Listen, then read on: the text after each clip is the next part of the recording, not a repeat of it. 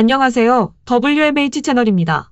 지난 5일 국내 채용 정보 사이트에 중국의 디스플레이 제조업체인 BOE의 채용 공고문이 올라왔습니다.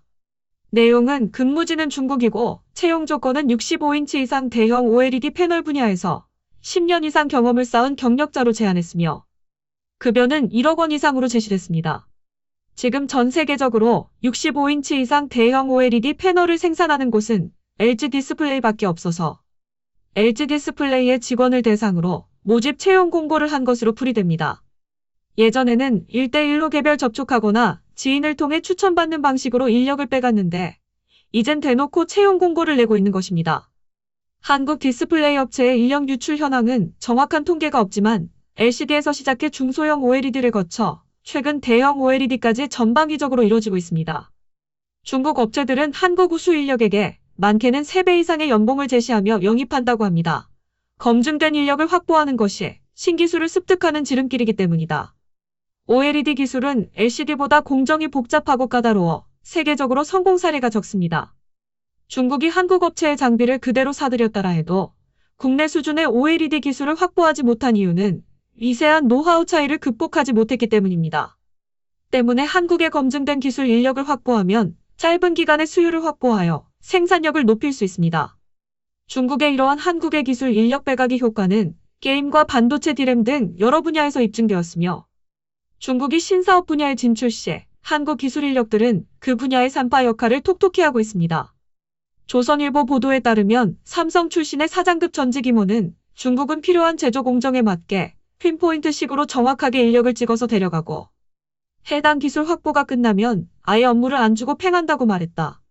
실제로 낸드 반도체를 개발하는 중국 칭화윤이는 초기 연구 개발 단계에 삼성 출신 엔지니어를 다수 참여시켰지만 지금은 대부분 현업에서 배제됐다는 게 그의 설명입니다. 데려갈 때는 3년 보장 플러스 2년 연장으로 5년 계약 조건을 내걸지만 실제 연구 개발에 참여하는 기간은 1년 미만에 불과하다는 것입니다. 기술 관련 지식만 확보하면 이후에는 관계사나 연구개발과 무관한 부서로 전출시켜버린다고 합니다. 이 전직 임원은 중국말을 못하는 한국인 연구 인력은 처음부터 역할이 크게 한정돼 있다며 칭화대 출신과 해외 유학파 중국인, 대만 출신 등이 장악한 중국 기술 기업에서 한국 인력의 승진 기회는 거의 없다고 말했다고 합니다. 또한 삼성전자에서 메모리 반도체 설계를 담당했던 A전 상무도 중국 국영 반도체 기업 허페이 창신으로 이직한 것으로 알려졌습니다. A전 상무는 2000년대 디램 반도체의 나노미터 설계를 담당했고 2010년대 초 40대의 나이의 상무로 발탁 승진한 핵심 인력이라고 합니다. A전 상무는 삼성 SDI로 발령나면서 마케팅 담당으로 가자 수개월 만에 일 신상의 이유로 돌연 사직서를 제출했습니다. 삼성 관계자는 중국 반도체 기업으로 전직했다는 소식만 들었다면서 정확한 기술 유출 정황이 없는 만큼 법적 대응까지는 아직 고려하지 않고 있다고 말했습니다. 삼성의 A전 상무가 옮겨간 허페이 창씨는 중국 허페이시가 자본금을 댄 국영기업으로 칭화윤이 푸젠진화와 함께 중국 정부의 반도체 굴기를 이끄는 선두 기업입니다. 허페이 창씨는 삼성의 A전 상무가 옮겨간 후 1년이 지나 디램 반도체의 시제품 생산을 시작했다고 발표했다고 합니다. 하지만 중국으로 이직한 한국 기술 인력들이 모두 중국에서 자리를 잡거나 성공하지는 못했습니다. 언론에서 보도된 것과 각종 관련 커뮤니티에 올라온 중국 이직 실패담을 추려보면 중국 기업에 취업한 한국인들은 중국 기업과 계약한 계약서 내용을 신뢰하지만 중국인들에게는 언제나 해지할 수 있는 것이 계약서라는 것입니다. 대부분 연봉 5억 이상, 대형 주택 제공과 자녀 외국인 학교 입학, 연중 무제한 한국 등 외국 출입국 특례 등을 제한받지만 중국인들이 운영하는 기업 입장에서는 단순한 미끼라는 것입니다.